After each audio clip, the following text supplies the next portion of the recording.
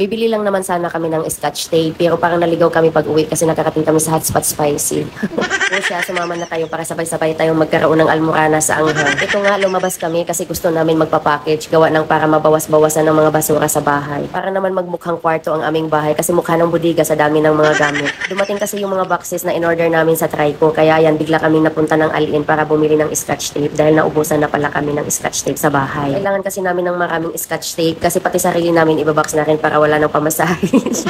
Binilhan ko na rin si Edwin ng tools organizer, yung medium malaki dahil yung tools organizer niya is ang liit, hindi kasya lahat yung mga gamit niya doon. After namin mag-aliin, syempre gusto ko pang umupo-upo kasi winter na dito, parang masarap tumambay-tambay, kaya sabi ko mag-shawarma kami. Sabi ko sa kanya, masarap sana magtambay sa Hotspot Spicy kasi maganda yung view doon, kaso wala na kaming budget, konti na lang. Tapos nag-offer siya na siya na lang daw muna magbayad dahil may budget pa siya. Yung budget niya sa gasolina nandyan pa, gawa nga nang wala siya masyadong delivery ngayon. Sino ba ako para tumanggi? Libre na yan, di ba? Ipatay gutom tayo, sarap kumain, lalo na sa malamig na panahon, masarap humigop ng sabaw. Inaantay na nga namin yung order namin. Nagkanya-kanya na nga kami ng pili at tig-isa na kami ng bowl para paldo kami sa sabaw. Habang inaantay namin ang aming order, nag-video-video muna kami para may maipagmayabang kami sa inyo na nandito kami ngayon. Char.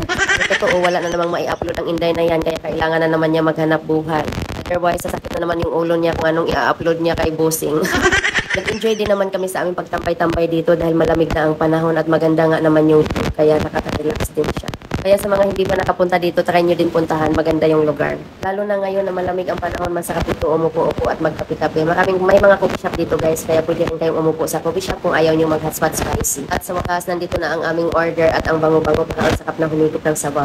Paldo kami ngayon sa sabaw kasi tig-isa kami ni Edwin ng bowl. Excited na ako kumain dyan dahil gutomers na. Tapos sabi ni Edwin, mag-practice daw kami mag-chopstick. Sabi ko next time na lang, wala na akong oras. Busy ang Inday.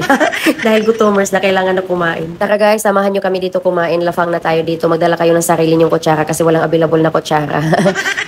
Thank you Lord sa blessings at napakasarap ng pagkain namin ngayon. Mas lalo talagang sasarap ang pagkain pag libre, hindi nabubutas yung bulsa mo. Pero parang mas maanghang ang pagkain namin ngayon kaysa dati. Parehas namang medium spicy ang in-order namin. Habang tumatagal yung subo ko, parang paanghang ng paanghang, tumutulo na yung sipin ko sa anghang. Ano ba yan? Hanggang dito na lang muna ang ating video guys. See you sa next video. Salamat sa pagsama sa aming mga ganap. Please follow and share. Bye!